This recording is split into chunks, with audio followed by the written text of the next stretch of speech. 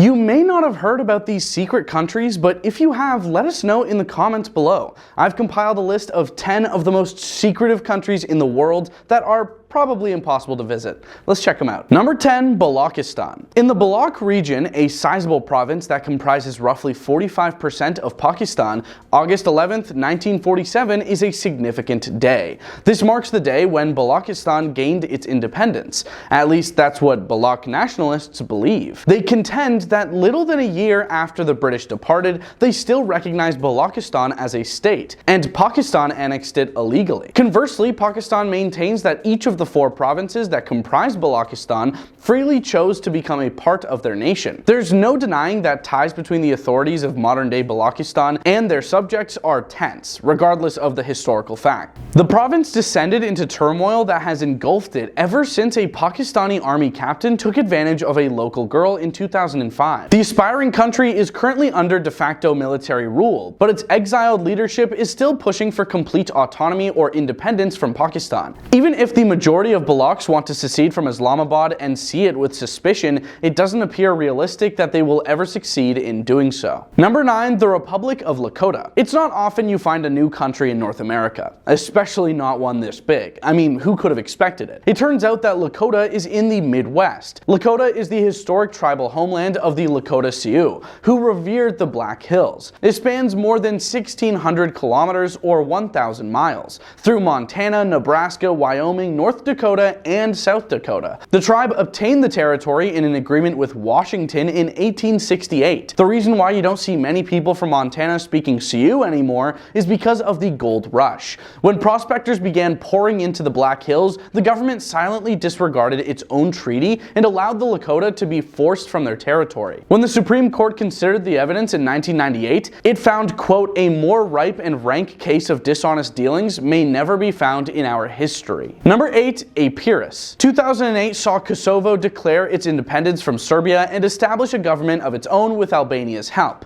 Belgrade was incensed by the move for several reasons, Albania's hypocrisy being one of them.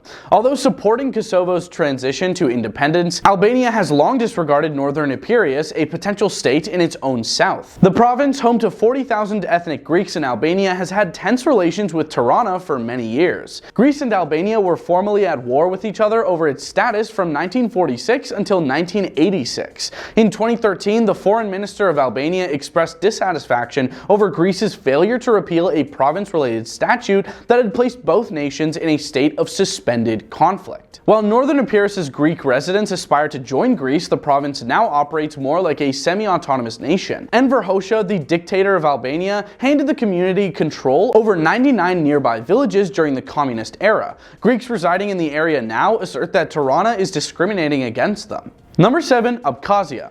What constitutes a nation? At least 4 UN members recognize Abkhazia, which has a separate ethnic population, borders based on historical limits, a functioning government, a national bank, its own passports, and its own military. And nevertheless, it is still a province of Georgia, the nation from which it seceded in a bloody conflict in 1992 to 1993, to more than 90% of the global population. In the past, Abkhazia was just as much a separate country as a place like Wales. It functioned as an independent kingdom from the 9th century until 1008 AD, when it was absorbed into Georgia and then into Russia. The people of Abkhazia declared a return to its medieval borders following the fall of the USSR, which sparked a bloody battle with Georgia. Large-scale ethnic cleansing has caused the majority of Georgians to leave the region, while the majority of Abkhazians have left Georgia. It has proclaimed itself to be an independent state since 1999. The reason it hasn't received more attention could be because of Russia's involvement. Russia has been exploiting Abkhazia as a means of provoking its adversary Georgia since the early 2000s. In the 2008 Russia-Georgia war, Putin even utilized the nascent state to create a new front against Tbilisi. Number 6, Chinland. Chinland, which makes up the western portion of Myanmar along its borders with Bangladesh and India, is home to more tribes than you can shake a metaphorical stick at and about 1.5 million people. The region is home to at least 6 major ethnic groups, further fragmented into 63 tribes speaking approximately 20 different languages. Their historical grievance against Myanmar is one of the things they all have in common. Before the 18th century, Chinland's frontiers included sizable portions of northeastern India, Bangladesh, and Myanmar. The British then came and took over the entire region. They not only destroyed the future of Chinland, but also its present. The little country was left vulnerable to its larger neighbors after the empire withdrew from the subcontinent in the late 1940s. Chinland was quickly absorbed by what was then known as Burma. Since then, proponents of Chin nationalism have campaigned for the creation of a distinct state or the full federation of Myanmar, which would provide them unalienable rights. As the Naypyidaw government is presently experiencing an unprecedented turmoil, it is hard to predict when their dream would be fulfilled. Number 5. Barotseland. Barotseland, a region in Central Africa that resembles England in size, prides itself on being the world's newest nation state. The Barotes National Council unilaterally declared their independence from Zambia in March 2012, citing a breach of a nearly 50-year-old pledge.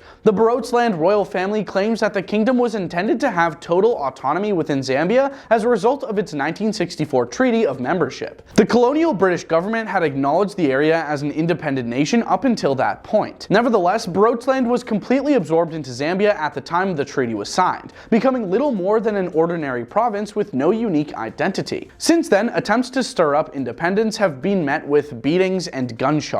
This is especially hurtful because Barotseland was once the center of an empire that ruled most of Zambia and spanned from Angola to Namibia and the contemporary Democratic Republic of Congo. The current royal household simply wants the entire western province, or a narrow band of 126,000 square kilometers or 50,000 square miles, back to it, but the Lusaka government has completely disregarded its entreaties. Number 4. Dargar. The Dargar, like many others on this list, suffered greatly during the end of colonialism. They were a Christian people that lived in Vietnam's central mountains and had long faced persecution due to their faith. The French, who called them the Montagnards, arrived, and that changed. The Dargar were granted their own state as a result of their partnership with their colonists. The Pays Montagnard du Sud was created in 1946 and would be independent of the rest of Vietnam, subject to the rule of an emperor. For a few years, it appeared as though this would actually happen. Then 1954 arrived and the French suddenly decided to give up on their goals in the area. They left a void behind them when they withdrew before the Dargar state could be formed. After the French left, the Dargar formed an alliance with US Special Forces stationed nearby. In exchange for fighting the Viet Cong, they soon had control over their own bases within the kingdom's projected borders. Once more, they aimed to formally establish their country. Once more, history got involved. The Dargar lost everything when the communists emerged victorious in the Vietnam War. Many ran away to Cambodia or the US. They still strive to reclaim the state that history brutally denied them, and they now regard themselves as a suppressed minority in Vietnam. Number 3. Nagorno-Karabakh Republic. Another post-Soviet state stuck in the past is Nagorno-Karabakh. Its people refer to it as Artsakh, and it has a separate military, administration, and constitution. However, not even Russia recognizes it. Not a single other nation does. Rather, it is regarded by the international community as a part of Azerbaijan, the nation it waged a bloody independence war against between 1991 and 1994.